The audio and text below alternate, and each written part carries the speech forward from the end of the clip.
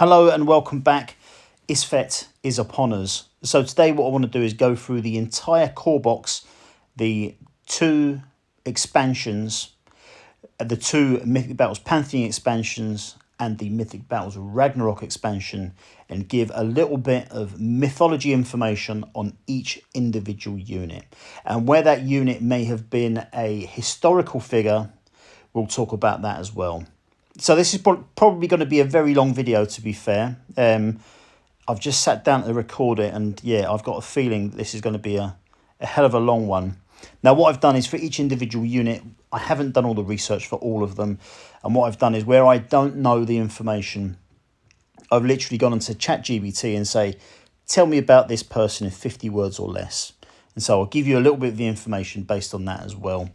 So strap in. This is going to be a long video.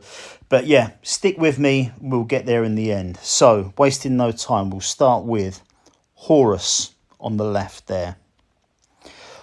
Horus represents kingship, sky and war. The son of Isis and Osiris, Horus avenged his father's death by defeating the god Set. Horus's right eye symbolises the sun, and his left eye the moon, reflecting his role as a sky deity. The Eye of Horus is a powerful protective symbol, and Horus was revered throughout ancient Egypt, with pharaohs considered his earthly embodiments. Next, Isis, known for her magic, healing and protective powers, the wife of Osiris and the mother of Horus. She played a crucial role in Egyptian mythology. Her crown depicts a solar disc and cow horns. She was worshipped as the ideal mother and wife. She was able to bring the dead back to life, notably her husband Osiris, and she was known for her wisdom and devotion. Temples dedicated to Isis were widespread, and her cult even spread throughout the Greco-Roman world. Okay, next we have Set, associated with the chaos, storms, deserts and war. Often depicted as a mysterious animal or a man with a distinctive head, Set is known for his complex and contradictory nature. He is infamous for murdering his brother Osiris, the act that set off a series of conflicts with Horus, Osiris' son. Despite his negative aspects, Set was also revered as a protector of Ra, the sun god, in his nightly journey through the underworld. Set's worship was particularly prominent in the desert regions during the Hyksos period. Okay, Sobek is an ancient Egyptian god associated with crocodiles, the Nile, fertility and military prowess, depicted as a crocodile or a man with a crocodile's head. Sobek was revered for his protective and aggressive nature. He was believed to control the waters to ensure the fertility of the land, essential for agriculture. Sobek also symbolised the might of the pharaoh and was invoked for protection against dangers. Temples dedicated to Sobek, such as the one at Kom Ombo, highlight his importance. Worshippers honoured him to gain his favour and protection, reflecting his role as a fearsome and nurturing deity. Okay, so on to the first of the heroes. First one is Akhenaten. So, ancient Egyptian pharaoh who ruled during the 18th dynasty. Akhenaten he did a lot of religious reform and kind of moved the standard pantheon over to Aten, the sun disk. It's considered to be history's first instance of monotheism, so a kind of change in pantheon. It didn't really work out for him, and not long after he died, the pantheon was reverted back by other rulers going on from him. So his wife was actually Nefertiti, who we'll get onto in a minute. Next up, Cleopatra. The last active ruler of the Ptolemaic Kingdom of Egypt, reigned from 51 to 30 BC. Renowned for her intelligence, political acumen and charismatic leadership, she sought to defend Egypt's independence amid Roman expansion. She formed liaisons with Roman leaders Julius Caesar and Mark Antony, with whom she had children. Her involvement with Antony led to a conflict with Rome, culminating in the Battle of Actium. After their defeat, Cleopatra and Antony committed suicide. Her life and legacy has inspired countless works of art and literature, cementing her status as one of history's most fascinating figures. Okay, Nefertiti, Queen of Egypt and wife of Pharaoh Akhenaten. She is famed for her beauty and depicted in the iconic limestone bust housed in Berlin's Neues Museum. Played a significant role in Akhenaten's religious revolution, promoting the worship of the sun god Aten. Her influence extended to political and cultural affairs, and she may have co-ruled with Akhenaten as co-regent or even ruled briefly as pharaoh after his death. Her legacy endures as a symbol of elegance and power in ancient Egypt. Ramses II, I haven't made any notes on, so maybe I'll come back to that later. Okay, Amit. The devourer of the dead is a demoness, to actually female, in ancient Egyptian mythology. Depicted with a body combining a lion, hippopotamus and a crocodile, Amit resided in the Hall of Mat, where the deceased hearts were judged. If a heart was deemed heavier than the feather of Mat, symbolising truth and justice, Amit would consume it, condemning the soul to eternal restlessness. This role made Amit a feared figure representing divine retribution, ensuring moral order by preventing the unworthy from entering the afterlife. Okay, Bennu, the heron. Associated with the Greek phoenix, he is an ancient Egyptian bird deity symbolising creation, rebirth and the sun. Depicted as a heron with a long curved beak, the Bennu bird was believed to have played a crucial role in the creation myth, emerging from the primordial waters to land on the Ben stone. Closely linked to the sun god Ra and the concept of eternal life. I'll tell you what, I apologise for all of the names that I ruin during the course of this video.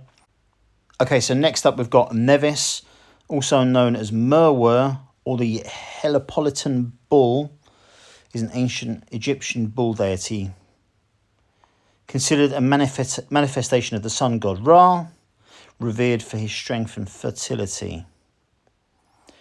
But these bulls lived luxuriously in dedicated temples and were believed to channel divine power. Upon death, they were mummified and buried with great honour. The worship of Nevis highlights the importance of bulls in Egyptian religion and their connection to solar deities. Okay, now, Petsuchos was a sacred crocodile worshipped in ancient Egypt, particularly the city of Crocodilopolis. The name means son of Sobek and was believed to be a living incarnation of the crocodile god Sobek. The crocodile was adorned with jewellery and fed offerings by priests and worshippers. It played a significant role in the religious ceremonies and was considered a symbol of protection and fertility. After his death, he would be mummified and honoured in burial rituals. The worship of Petsuchos reflects the reverence for animals in ancient Egyptian religion. Okay, troops. So the Hyksos warriors. So the Hyksos were a group of foreign rulers who invaded the conquered parts of the ancient Egypt during the Second Intermediate period, so 17th century BC.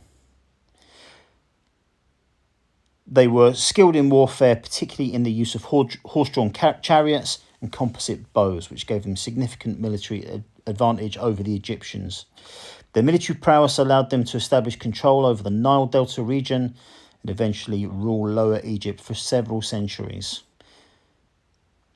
Their influence introduced new military tactics and technology into Egypt, shaping its military landscape for centuries to come. Okay, so the Judges of Sol. I have to be honest with you, I am not sure about these guys.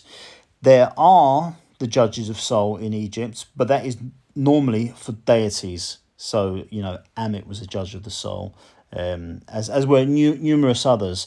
So I don't think it's these guys. So I'm gonna brush past these guys. If I find out more about it in the future, I'll certainly come back and do an update.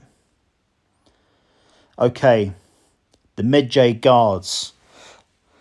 The Medjay were a group of ancient Nubian people who served as military and police force in ancient Egypt, particularly in the New Kingdom era of about 1500 BC.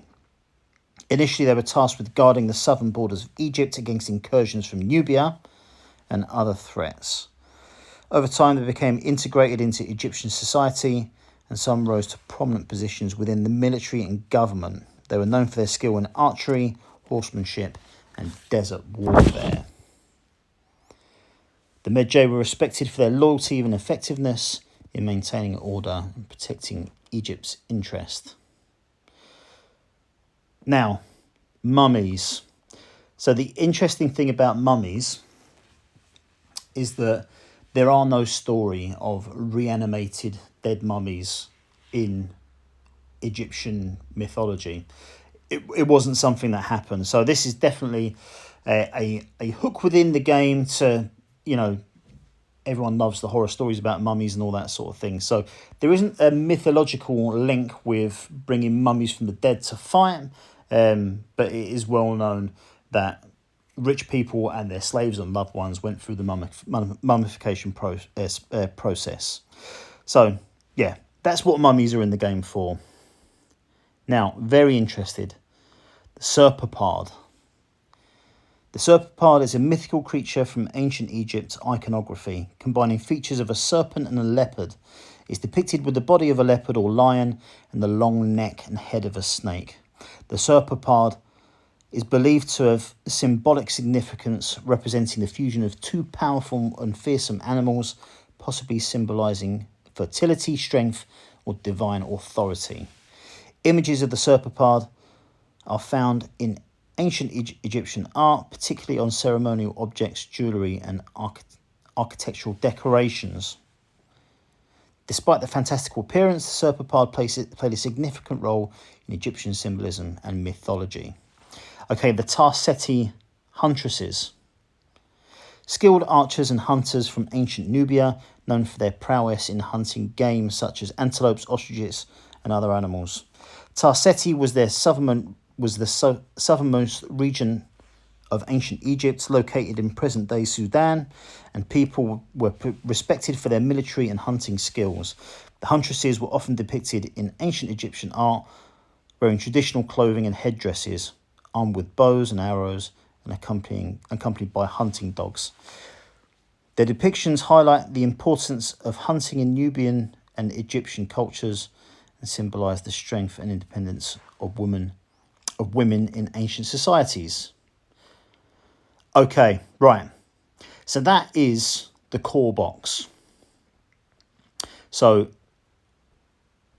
that's the core box done. So now we can move on to the first expansion, which is Duat. These guys I absolutely love these models. Really, really very cool. I think Osiris is my favourite in the entire game. But obviously I love them all, to be fair. But yeah, very, very cool for this one. So we'll start with Anubis, an ancient Egyptian deity associated with mummification, the afterlife, and the protection of graves and tombs, depicted as a jackal-headed figure or as a full jackal. Anubis played a crucial role in the funerary processes in ancient Egypt. He guided the souls of the deceased through the underworld and weighed their hearts against the feather of Mat during the judgment of the soul. Anubis also oversaw the embalming process, ensuring that the deceased's body was properly preserved for the afterlife. As a guardian of the dead, Anubis was highly revered and often invoked for protection and guidance, and also known for being an awesome model as well.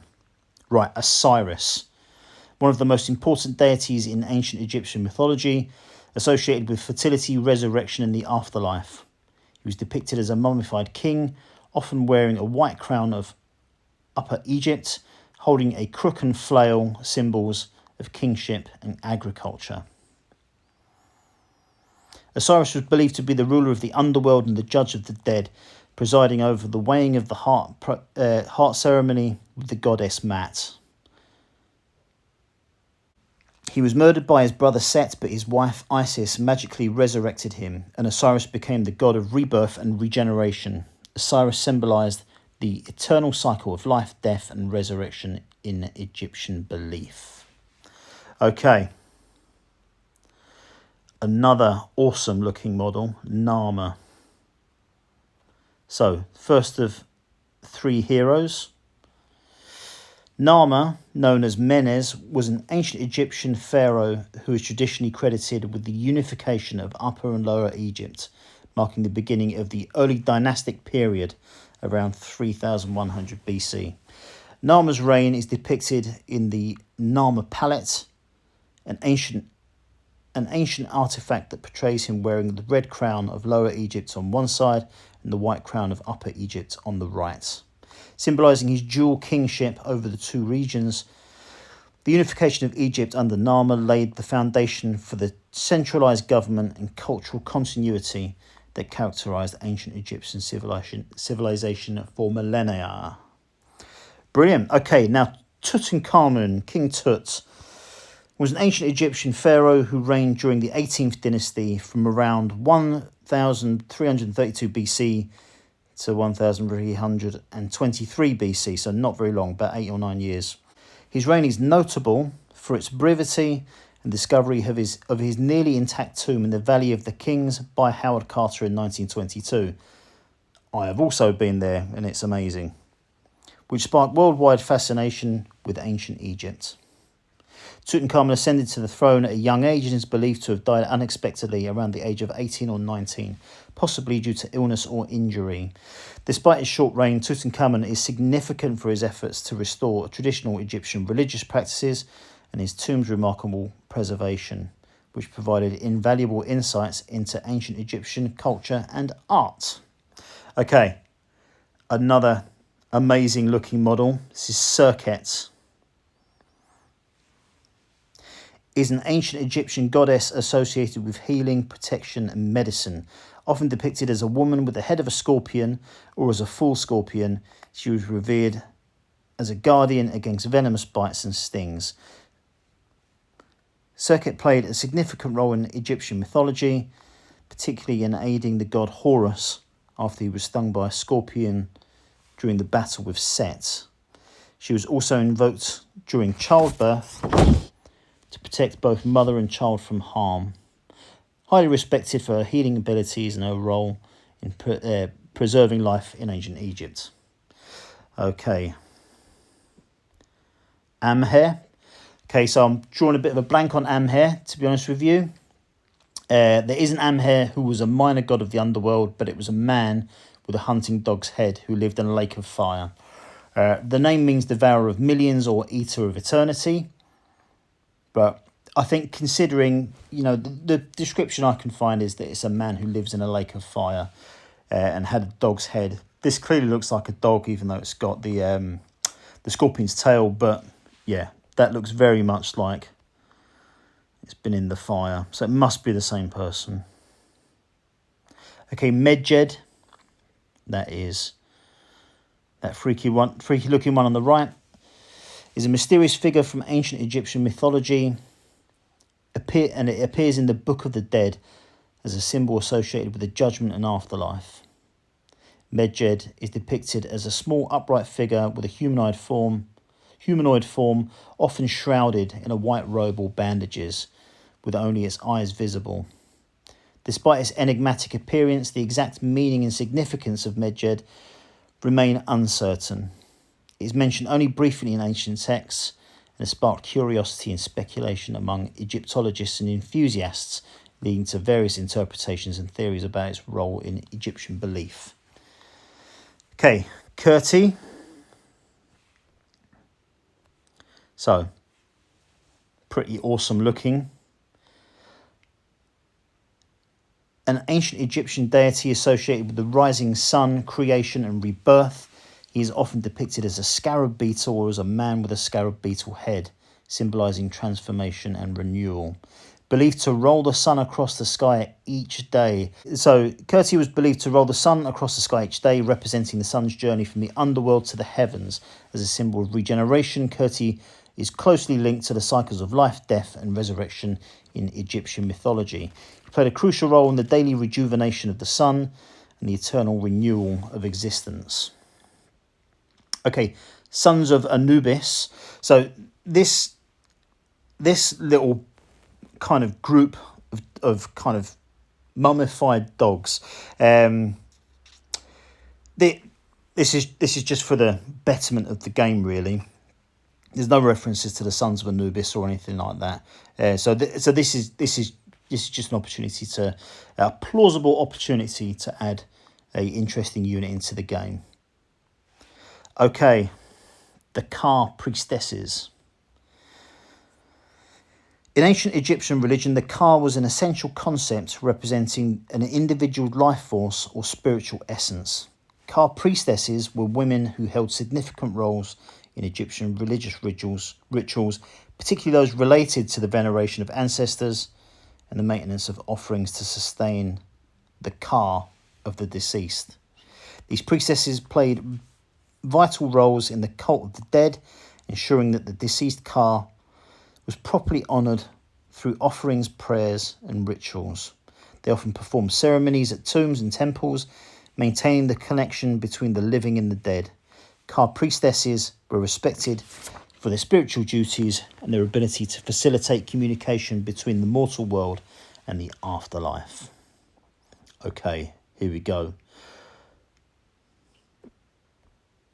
This is the end of the Duat expansion. So now it's time to move on to some truly huge and terrifying Titan-sized creatures in the eternal cycle. Okay, Apophis, also known as Apep, is an ancient Egyptian deity associated with chaos, darkness, and destruction. He's depicted as a giant serpent or snake, sometimes with a humanoid form, and was believed to dwell in the underworld. Apophis represented the forces of disorder and was considered the archenemy of Ra, the sun god. Every night it was believed that Apophis would attempt to thwart Ra's journey through the underworld and swallow the sun, causing darkness and chaos. Rituals and prayers were conducted to repel Apophis' influence and ensure the sun's safe passage, symbolising the eternal struggle between order and chaos in Egyptian mythology. Okay, this is a truly awesome model. I don't quite understand the model itself from the mythology. So Geb here, you have to assume that he's been built up from the ground. He's not ruins kind of falling apart. He's being built up from the ground. So Geb is an ancient Egyptian deity associated with earth and fertility. He's typically depicted as a man lying on his back, often with green or brown skin to represent the earth's vegetation. He's believed to be the son of the sky goddess Nut and the god of the air Shu. He was brother and husband of Nut, with whom he fathered many important deities, including Osiris, Isis, Set, and Nephis. Geb played a crucial role in Egyptian mythology. He was seen as a personification of the earth's fertile soil, responsible for supporting life and vegetation. He was revered as a provider of nourishment and abundance, essential for agriculture and sustenance in ancient Egypt. So yeah, assume from this depiction that he's been built up from the ground, literally from the earth. Okay. The Khepri is an ancient Egyptian deity associated with the sun, creation and rebirth. Often depicted as a scarab beetle or as a man with a scarab beetle's head. Symbolises the transformation and renewal. He's closely linked with the sunrise, representing the sun's journey across the sky and its daily rebirth. Khepri was believed to roll the sun across the heavens, pushing it before him like a scarab beetle pushing a ball of dung. As a symbol of regeneration, Khepri embodies the cycles of earth, death and resurrection in Egyptian mythology, offering hope for renewal and transformation. Right, okay, the big guy, Ra. Ra is one of the most important and enduring deities in ancient Egyptian mythology. Often considered the sun god or the ruler of the gods, Ra is typically depicted as a falcon-headed deity wearing the sun disk, or as a full-bodied man with the head of a falcon crowned with the sun disk. He is believed to journey across the sky each day, bringing light and warmth to the world. Ra was associated with creation and believed to have created all living beings and the world itself. He is also considered the supreme judge, presiding over the afterlife and weighing the deceased heart against the feather of Mat. Throughout Egyptian history, Ra was venerated in various forms. His worship was widespread throughout Egypt, and he held a central place in Egyptian religious beliefs and rituals. Okay, so that is the end of all of the Isfet content. So now we are going to move on to the Kraken. The Kraken expansion for Mythic Battles Ragnarok. And we'll start with the Kraken himself. The Kraken is a legendary sea monster, often depicted as a giant squid or octopus in Scandinavian folklore and mythology. Tales of the Kraken originated in Norse sagas and later spread through maritime folklore and literature. Descriptions of the Kraken vary, but it's typically portrayed as a massive creature capable of dragging ships and sailors to their doom. Despite its prominence in folklore and popular culture, there is no scientific evidence supporting the existence of the Kraken. Obviously not. It remains a fascinating and enduring symbol of the mysterious and dangerous depth of the sea. Okay. Aegir. Aegir is a figure from Norse mythology associated with the sea and oceanic phenomena. He is often depicted as a Jotun, a type of giant, or as a god, depending on the source. Aegir is typically portrayed as a powerful and enigmatic deity who rules over the ocean depths and commands the storms and waves. In Norse mythology, Aegir is frequently mentioned as the host of elaborate feasts for the gods, where he brews ale in enormous cauldrons. He is married to the sea goddess Ran, and together they have 9 daughters who personify the waves. Okay, next we have the heroes. So we have Eric the Red. He was a Norse explorer and settler, best known for establishing the first Norse settlement in Greenland. Born in Norway, Eric's family was exiled to Iceland due to his father's involvement in a homicide. Eric himself was later exiled from Iceland for 3 years after committing a similar crime. During his exile, Eric sailed westward and discovered a landmass called Greenland. To attract settlers, upon his return to Iceland, he convinced others to join him in colonising Greenland. In approximately 985 AD, Eric established 2 colonies on Greenland's southwest coast, which thrived for several centuries. Eric the Red is also father of Leif Erikson, who is also one of the heroes in this expansion, who is credited with leading the Norse exploration of North America. Blah, blah, blah, blah. Okay, next one, Floki. Floki is an Icelandic explorer and early Norse settler who lived during the 9th century. He is best known for being one of the first Norsemen to intentionally sail to Iceland. According to Icelandic sagas, Floki set out on a journey to find new lands west of Norway. He made several trips to the Faroe Islands before eventually sailing to Iceland. Legend has it he brought 3 ravens to help guide his way. When he released the ravens during the voyage, 1 flew back to Norway, 1 circled the ship, and the 3rd led Floki to Iceland. This earned him the nickname Raven Floki. Floki's settlement in Iceland was challenging, marked by harsh conditions and isolation. Despite this, he is credited with being one of the earliest Norse settlers in Iceland and played a significant role in its early colonisation. Okay. Freydis, an Icelandic woman who lived during the Viking Age and was the daughter of Eric the Red, making her the half-sister of the famous explorer Leif Erikson. She's known for her participation in the Norse exploration and colonisation efforts. One of the most famous accounts involving Freydis comes from the Vinland sagas, which detail Norse voyages to North America. According to these sagas, Freydis accompanied her husband Thorvald and her brother Leif Erikson on a journey to Vinland, believed to be modern-day Newfoundland in Canada. During this time, conflict arose between Norse settlers and indigenous peoples. In one account, Freydis is depicted as displaying exceptional bravery and cunning in defending her party from attack. She's also portrayed as being ruthless and treacherous, allegedly orchestrating a massacre of her own allies to seize control of the expedition's resources. Her character is complex and controversial, and her actions in the Vinland sagas have been interpreted in various ways by scholars and storytellers. Despite this, she remains a prominent figure in Norse mythology. Okay, Leif Erikson was a Norse explorer and the son of Eric the Red. So according to Icelandic sagas, Leif set sail from Greenland and landed in present-day Newfoundland in Canada. Spent some time exploring that area, establishing a settlement and trading with the indigenous peoples.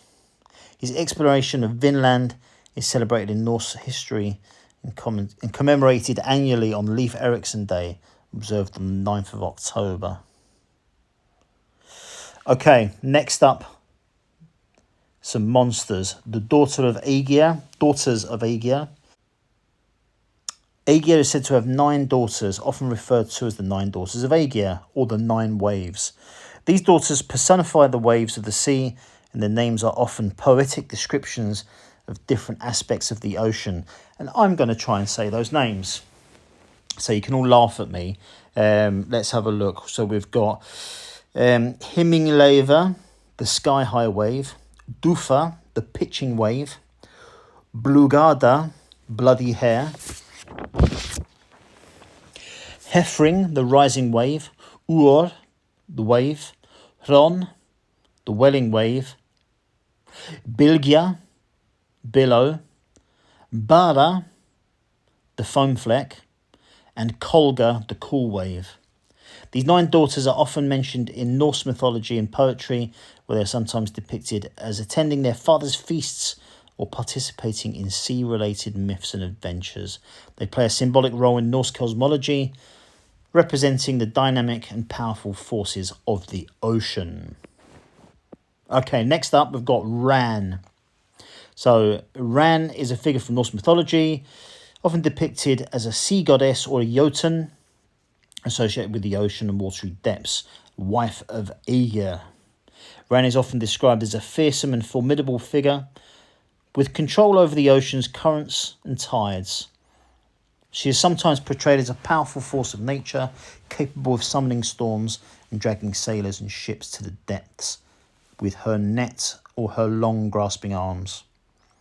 In Norse mythology, Ran is occasionally depicted as a personification of the dangers and mysteries of the sea, embodying its chaotic and unpredictable nature, despite her fearsome reputation. She's also sometimes depicted as a protector of sailors, particularly those who perish at sea. Not much of a protector if you're looking after those that perish at sea, whom she welcomes into her hall with open arms. Okay, so next up we have the Disciples of Skadi. So again, there's no specific reference that I can find in Norse mythology to followers of Skadi or anything like that. But having said that, she was quite widespread across the mythology, and it's almost certain that she would have had some people to help her. Okay, the Drowned. Again, nothing specifically that I can find about a group of warriors called the Drowned or anything like that.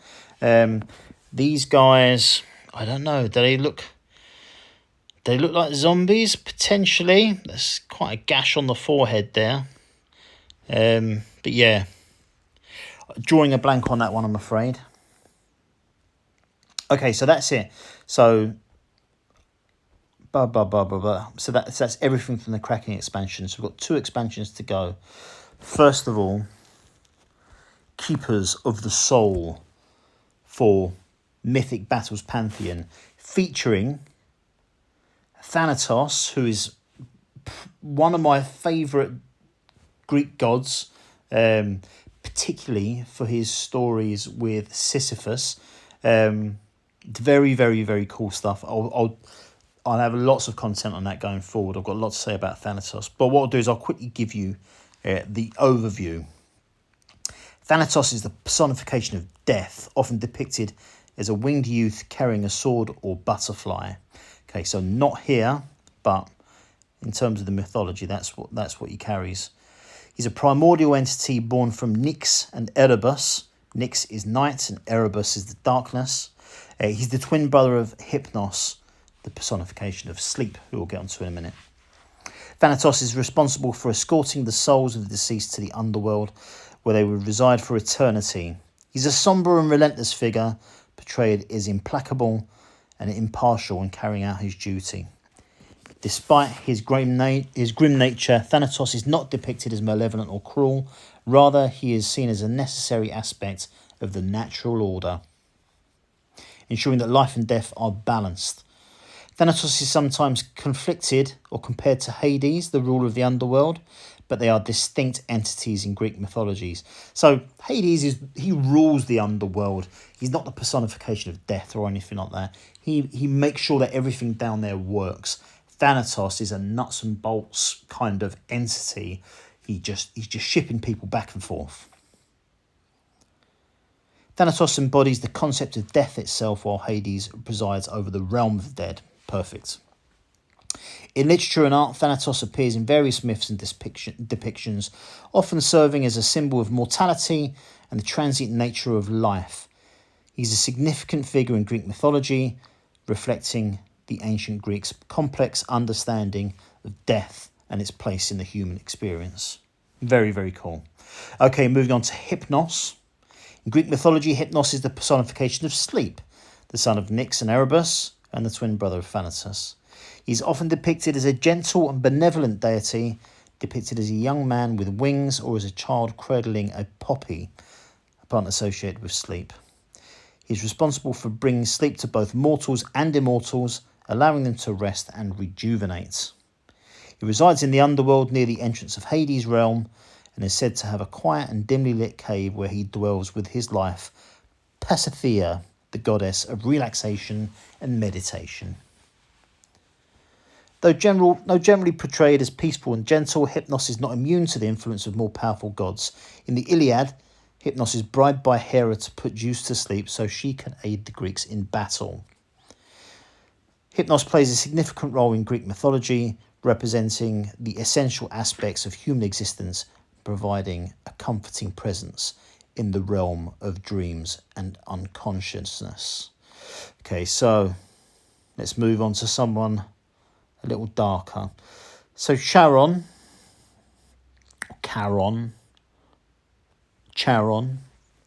however you want to say it, is a figure from Greek mythology who is best known as the ferryman of the dead. In Greek belief, when a person died, their soul would need to cross the river Styx, which separated the world of the living from the underworld, known as Hades. Charon's role was to transport the souls of the deceased across the river to the realm of the dead. Charon is typically depicted as a grim and sombre figure, often depicted as an old man with a long beard, wearing tattered clothing and rowing a small boat. He would demand payment for his services, traditionally a coin placed in the mouth of the deceased to pay for their passage. He is a relatively minor figure, but his role as ferryman of the dead is an essential aspect of Greek beliefs about the afterlife. He appears in various myths and literary works, serving as a symbol of the journey from life to death and transition to the underworld. Okay, now next, we've got 2 units to go. Demeter and, honestly, the Erinyes. Well, it's not the Erinyes, but let's do Demeter first. A prominent figure in Greek mythology, known as the goddess of agriculture, fertility, and the harvest. She is one of the 12 Olympian gods and the daughter of Cronus and Rhea, making her one of the sisters of Zeus. Most famously associated with the cultivation of crops and the fertility of the earth, She's often depicted as a mature woman holding sheaves of wheat or barley, symbols of agriculture. Demeter was worshipped by farmers and agricultural communities throughout ancient Greece, who relied on her favour for bountiful harvests. One of the most well-known myths involving Demeter is the story of her daughter Persephone's abduction by Hades, the god of the underworld. In her grief, Demeter caused the earth to become barren and infertile until Persephone was returned to her. This myth is often used to explain the changing seasons, with Persephone spending part of the year in the underworld with Hades and the rest of the year with her mother, during which time the earth flourishes. Demeter's worship was widespread in ancient Greece, and she was often honoured with festivals and rituals dedicated to ensuring the success of the harvest. Okay, right, finally, the Erinyes, or, well, otherwise known as the Furies, are female chthonic deities from Greek mythology associated with vengeance and retribution. They are depicted as fearsome figures with serpent hair, bloodshot eyes and bat wings, and often brandishing whips or torches. The Erinyes were born from the blood of Uranos, the primordial sky god, after he was castrated by his son Kronos. The primary role of the Erinyes was to punish crimes such as murder, perjury, and acts of impiety. They pursued wrongdoers relentlessly, driving them to madness or tormenting them with guilt until they received their due punishment.